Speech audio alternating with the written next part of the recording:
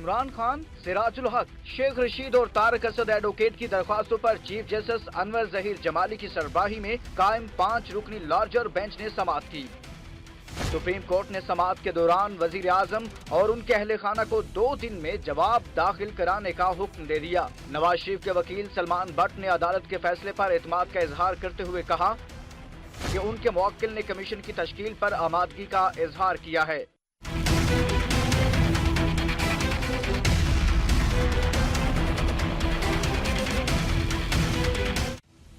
PTI रहनुमा शाह महमूद कुरैशी ने opposition के टीओआर्स पर कमीशन की तश्कील पर एतमाद का इजहार किया, जिस पर अदालत ने फरीकैन को तहरीरी तौर पर टीओआर्स देने की हिदायत की। चीफ जस्टिस ने रिमार्क्स दिए कि कोई हिदायत नहीं दे रहे, सियासी सवाल में भी नहीं पड़ेंगे।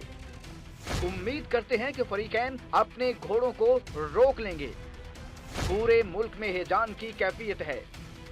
चीफ जस्टिस ने कहा कि अगर दोनों फरीकैन कमीशन और टीओआर्स पर मुत्तफिक नहीं होते तो अदालत अपने टीओआर्स पेश करेगी। जस्टिस आसिफ सईद खोसा ने रिमार्क दिए कि आप लोग अपनी सियासत जारी रखें, अब पैनमा मसला अदालत ही हल करेगी, एक भी दिन जाया नहीं करेंगे। उन्होंने कहा कि कोई हुक्म नहीं दे रहे लेकिन बेहतर सोच के लिए पुरुम्मीद हैं। जस्टिस शेख अजमत सईद ने कहा कि लोग 8 माह से पुशअप्स लगा रहे हैं, अब सबको सख्त मौके पर नजरसानी करनी चाहिए। अदालत ने समाअत जुमेरात 11:30 बजे तक मुलतवी